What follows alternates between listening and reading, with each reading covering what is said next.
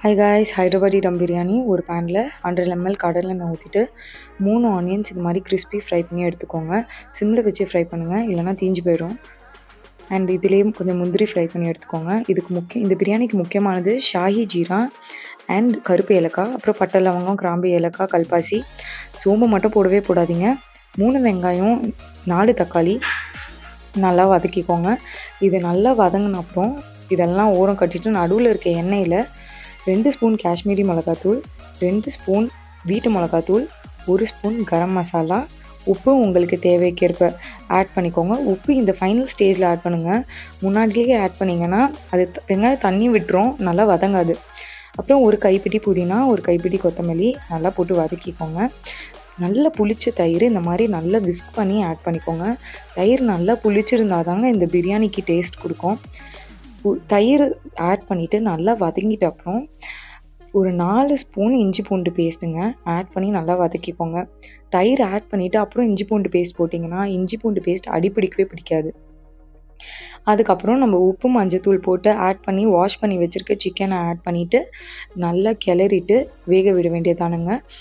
ஒரு அரை டம்ளர் தண்ணி மட்டும் ஊற்றிக்கோங்க. தண்ணி கம்மியாக ஊற்றி வேக வைங்க. நிறைய தண்ணி ஊற்றி வேக வச்சிங்கன்னா அதுக்கப்புறம் நம்ம நார்மல் பிரியாணி மாதிரி ஆகிடும். ஸோ அரை டம்ளர் மட்டும் தண்ணி ஊற்றிட்டு தட்டு போட்டு சிக்கனை நல்லா வேக வச்சுக்கோங்க.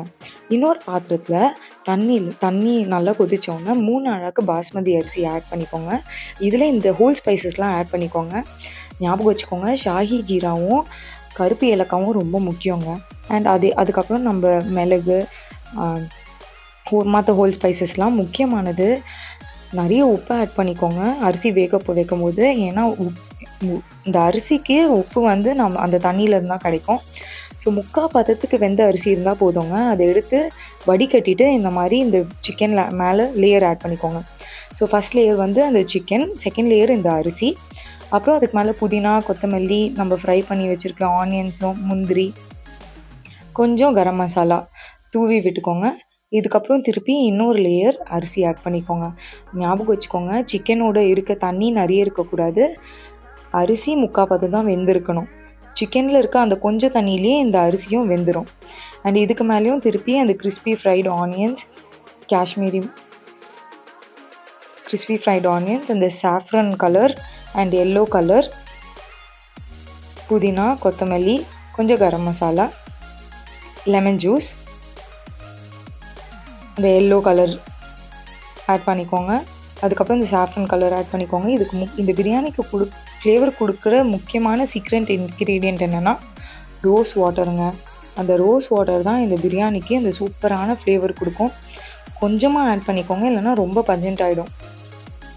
அதுக்கப்புறம் ஒரு தோசை தாளாக நல்லா சுட வச்சுட்டு இந்த பிரியாணியை தட்டு போட்டுட்டு ஒரு 20 மினிட்ஸ்க்கு சிம்மில் தம் பண்ணி எடுத்துக்கோங்க. ஸோ அதுலேயே அந்த அரிசியெல்லாம் நல்லா வெந்து சூப்பராக வந்துடுங்க. இந்த மாதிரி பிரியாணி கலரிடாதீங்க. அந்த அழகே அந்த உதிரியாக அந்த கலர் டிஃப்ரெண்ட் கலர்ஸில் இருக்கிறது தான்.